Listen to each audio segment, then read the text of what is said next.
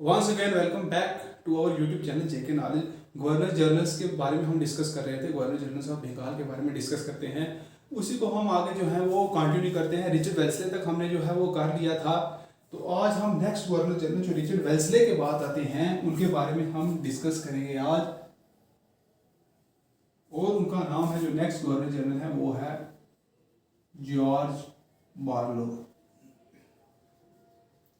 George Barlow, इनका rain 2 साल तक रहता है। 1805 से लेकर 1807 तक ये रूल करते हैं।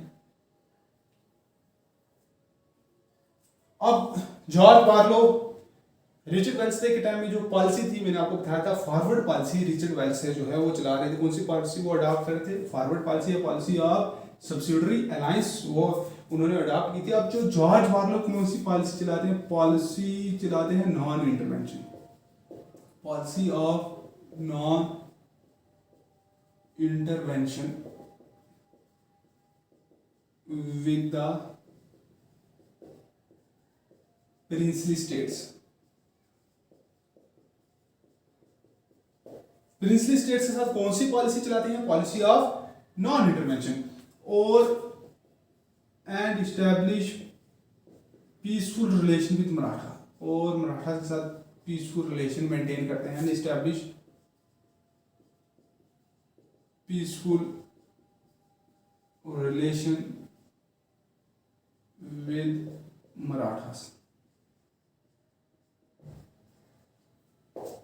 एंड मेंटेन लिख देना। इस्टेब्लिश की जगह इस्टेब्लिश नहीं है, एंड मेंटेन लिख दो। Peaceful relation with Marathas, Marathas के साथ पीसफुल रिलेशन रखते हैं। And maintain peaceful relation with Marathas, और मराठा के साथ पीसफुल रिलेशन रखते हैं। अब इनके टाइम में होता क्या है? एक बहुत बड़ी बगावत होती है, एक बहुत बड़ी म्यूटनी होती है जिसका नाम होता है वेलोर म्यूटनी 1806। अब ये वेलोर कहाँ पे है? ये तमिलनाडु में। तमिलनाडु में वेलोर सिटी है, वहाँ पे बहुत बड़ी एक म्यूटनी होती है। एक बहुत बड़ी बगावत, जो सबसे बड़ी बगावत जो होती है इंडिया में, वो कहाँ पे होती है? वेल्लोर में होती है, तमिलनाडु में, साउथ इंडिया में। एक बहुत बड़ी म्यूटनी होती है। अब इसके काजेज है कुछ, इसके कुछ काजेज होते हैं। म्यूटनी हुई थी, कुछ उसके काजेज थे। Immediate causes. अब वेल्लोर म्यूटनी को इसे व्हाइट म्यूटनी भी कहते हैं। इसे कौन सी म्यूटनी भी कहते हैं? व्हाइट म्यूटनी भी इसे कहते हैं। वेल्लोर म्यूटनी या इसे व्हाइट म्यूटनी भी कहते हैं। अब इमीडिएट काजेज क्या थे इसके?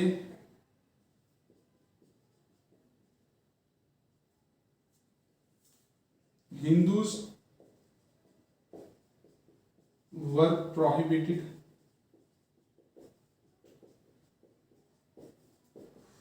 from wearing religious marks on their foreheads। इसके इमीडिएट कहा जाता है कि जो वहाँ पे सिपाही होते हैं इंग्लिश ईस्ट इंडिया कंपनी में, जो इंडियन स्पाइस होते हैं, उनके लिए ऑर्डर निकाला जाता है। अगर हिंदू हैं तो वो क्या कहेंगे? रिलीजियस मार्क अपने फॉरहेड पे, तिलक वगैरह नहीं लगाएंगे। Muslims were required to shave their beards. जो इंडियन सिपाही है, चाहे वो हिंदू है या मुस्लिम है, अगर वो काम कर रहे हैं, मतलब ब्रिटिश फोर्स का अगर वो हिस्सा है, तो वो अपने हिंदूज हैं तो रिलीजियस मार्क अपने फॉरहेड पे, तिलक वगैरह नहीं लगा सकते। और मुस्लिम्स को कहा गया है कि आप अपनी दाढ़ी को क्या कर दो? कटवा दो। अब इससे होता ये है, they thought that they were getting Christianize.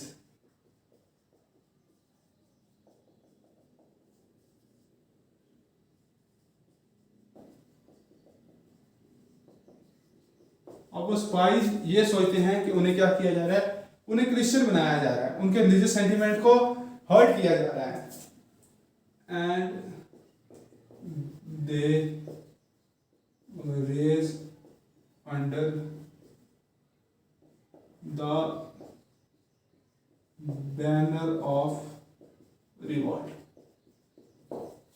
अब सिपाही ये सोचते हैं कि उन्हें क्रिश्चियन बनाया जा रहा है, इसलिए सिपाही क्या करते हैं, जो इंडियन सिपाही हैं वो रिवॉल्ट करते हैं, जिसे वेलोर म्यूटनी भी कहता जाता है, वेलोर रिवॉल्ट भी कहा जाता है। अब इसके बारे में पढ़ते हैं, वेलोर म्यूटनी या वेलोर रिवॉल्ट आप इसे कर सकते हैं। 10 जुलाई 1806 को हुई थी ये। First instance of large scale and violent mutiny, पहला ऐसा इंस्टांस था, पहला ऐसा इंसिडेंट था, इतनी बड़ी म्यूटनी पहली बार इंडिया में हुई थी। अगर 1857 से पहले अगर एग्जाम में क्वेश्चन आ जाए 1857 से पहले कौन सी बड़ी म्यूटनी हुई थी, वो ये थी, Vellore mutiny. First instance of large scale and violent mutiny by Indian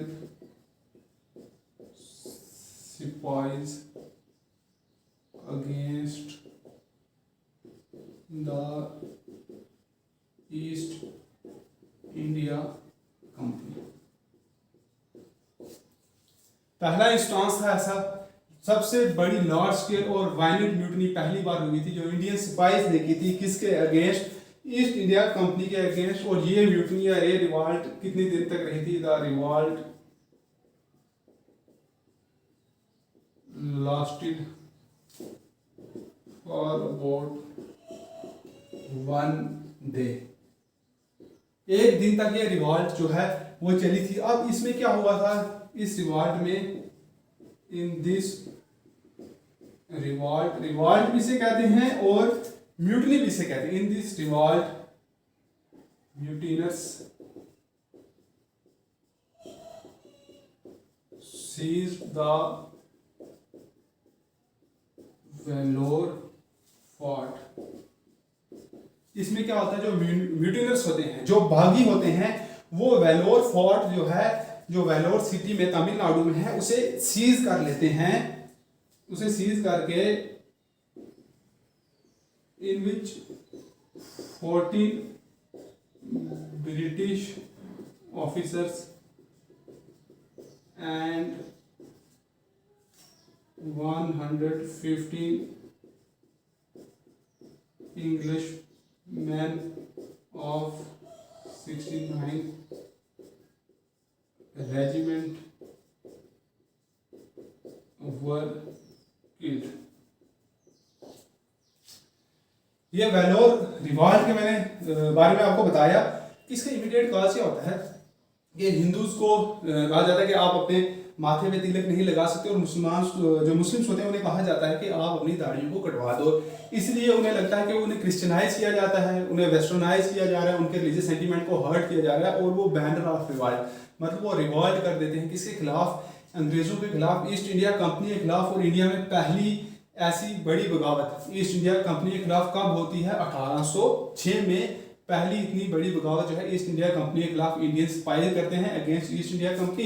revolt एक दिन तक रहती है। इस रिवॉल्ट में म्यूटिनर्स क्या करते हैं, वेलोर फोर्ट को सीज करते हैं, जिसमें 14 ब्रिटिश ऑफिसर्स और 115 इंग्लिश मैन होते हैं, जो 69th रेजिमेंट के, उनको मार दिया जाता है। अब इसके बाद इसमें होता क्या है, यहाँ तक आप इसकी डिटेल लिखें। उसके बाद इसमें ये होता है कि जो म्यूटिनर्स होते हैं वहाँ पे मैसूर का फ्लैग लगा देते हैं, और टीपू सुल्तान के बेटे वो किंग जो है वो डिक्लेयर कर लेते हैं। एक दिन तक ये रिवॉल्ट चलती है। उसके बाद क्या होता है, जो इंग्लिश सिपाहीज आते हैं, जो इंग्लिश फोर्सेस आते हैं, वो वेलोर फोर्ट को दोबारा सीज करते हैं और रिवॉल्ट को क्या करते हैं, सप्रेस करते हैं। और उसके बाद बड़ा ही मतलब जो वायलेंट तरीका अपनाती है इंग्लिश फोर्सेस, जो यहाँ के जो इंडियन सिपाही है जो इसमें शामिल होते हैं, रिवॉल्ट में जो शामिल होते हैं, जो म्यूटनीज या जो जिन्हें हम कहते हैं जो बागी होते हैं, उनको तोपों के साथ उड़ा दिया जाता है, उनके ऊपर जो है वो गोलियां चलवाई जाती हैं, और इस रिवॉल्ट को सप्रेस किया जाता है। तो रिवॉल्ट वाज सप्रेस्ड, और इस रिवॉल्ट को सप्रेस किया जाता है, सप्रेस्ड बाय द ब्रिटिश, और इस रिवॉल्ट को सप्रेस किया जाता है। अब जाट वालों के बाद जो नेक्स्ट आते हैं वो आते हैं Minto first. Minto first reign है इनका, रूल इनका कब से 1808 से 1813 तक। अब इनके टाइम में क्या होता है, concluded treaty of Amritsar with Ranjit Singh.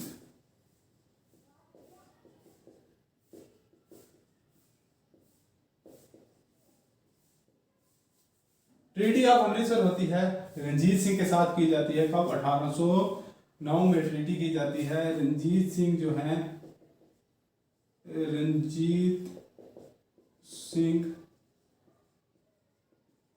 Signed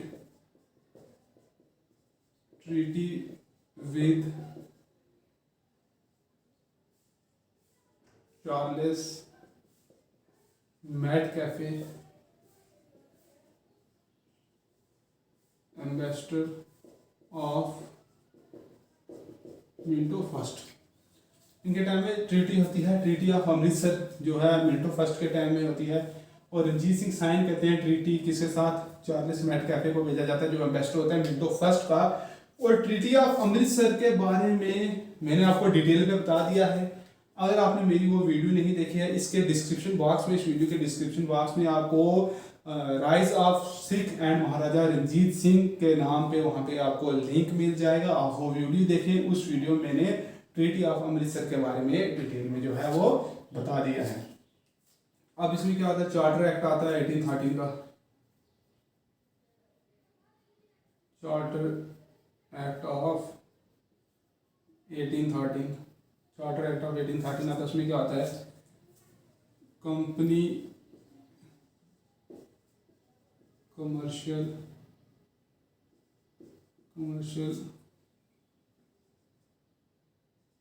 monopoly was ended. Company की कमर्शियल जो मोनोपोली वो खत्म हो जाती है, सिर्फ मोनोपोली रहती है except for T trade and trade with China. Charter act of 1813 आता है, कमर्शियल मोनोपोली कंपनी खत्म हो जाती है, सिर्फ ट्री ट्रेड की रहती है, और ट्रेड किसके साथ? And trade with China. ये मिंटो फर्स्ट का मैंने कंप्लीट करा दिया आपको। अब नेक्स्ट जो है, हम जो नेक्स्ट गवर्नर जनरल, जो लास्ट गवर्नर जनरल इस वीडियो में हम डिस्कस करेंगे, वो करेंगे किसके बारे में? Francis Edward Hasting. ये दूसरे हेस्टिंग है, वारन हेस्टिंग नहीं है। कई बार ऐसे लिखा होगा कि लॉर्ड हेस्टिंग होगा, वो ये है लॉर्ड हेस्टिंग्स। वारन हेस्टिंग अलग है, लॉर्ड हेस्टिंग अलग है। उनका जो रूल था 1813 से 1823 के बीच।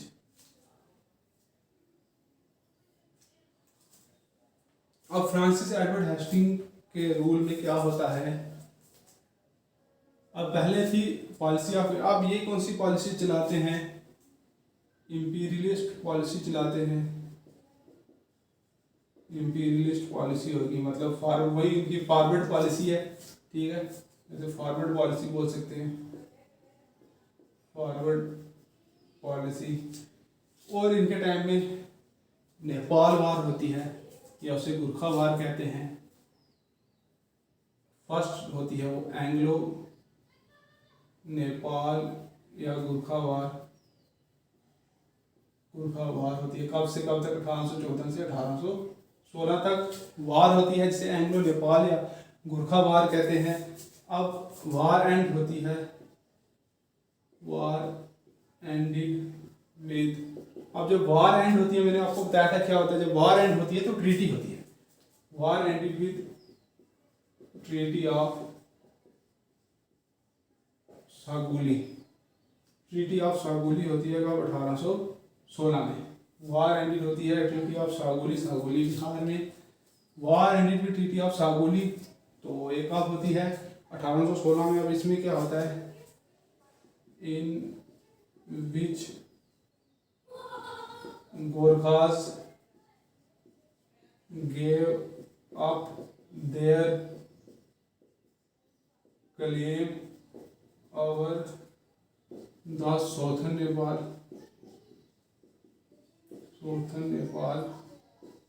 and ceded the area of Kumaon and Gadwal to the British. ठीक है, एंग्लो नेपाल वार गुरखा वार ट्रीटी होती है इसमें सागुली 1816 में, जिसमें एक डिसाइड होता है कि गोरखा जो है जो क्लेम कर रहे थे सोथन नेपाल का उसे भी छोड़ेंगे, और जो कुमाऊं एंड गढ़वाल का एरिया जो है वो किसे देंगे, ब्रिटिशर्स को देंगे। कौन सा सिस्टम अडॉप्ट करते हैं, रियोतवारी सिस्टम अडॉप्ट करते हैं। ही अडॉप्टेड रियोतवारी सिस्टम को अडॉप्ट करते हैं, रियोतवारी सिस्टम को अडॉप्ट करते हैं। ये अडॉप्टेड रियोतवारी सिस्टम को अडॉप्ट करते हैं। 1817 में हिंदू कॉलेज इस्टेब्लिश होता है कलकत्ता में। Hindu college was established at Calcutta for the teaching of English and western science.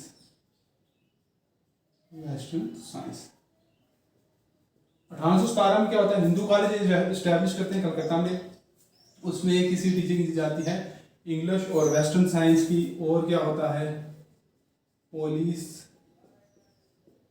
System of Bengal was extended to other region. जो पुलिस सिस्टम होता है बंगाल का, उसको एक्सटेंड किया जाता है, दूसरे रीजन्स में भी उसे क्या किया जाता है, एक्सटेंड किया जाता है। अब इनके टाइम में लास्ट एंग्लो मराठा वार होती है, थर्ड या लास्ट कहते हैं, थर्ड और लास्ट एंग्लो मराठा वार 1816 से 1818 या 1817 से 1819, ये भी इसे कहते हैं। ठीक है, इनकी डेट है थर्ड एंग्लो, जो लास्ट एंग्लो मराठा वार इनके टाइम में होती है। अब जो एंग्लो मराठा वार है उसके बारे में मैंने आपको बता दिया है, मैंने मराठा से पढ़ाया है, 2 पार्ट में पढ़ाया है। उन दोनों वीडियोस का लिंक जो है आपको डिस्क्रिप्शन बॉक्स में मिल जाएगा। अगर आपको थर्ड एंग्लो मराठा वार जो डिटेल में देखना है क्यों हुई थी, आप मेरी जाके वीडियोस जो है वो देख लें, आपको पता चल जाएगा कि लास्ट एंग्लो मराठा वार, जिसने ये वीडियो पहले नहीं देखी है वो इनको इस वीडियो को पहले देख लें।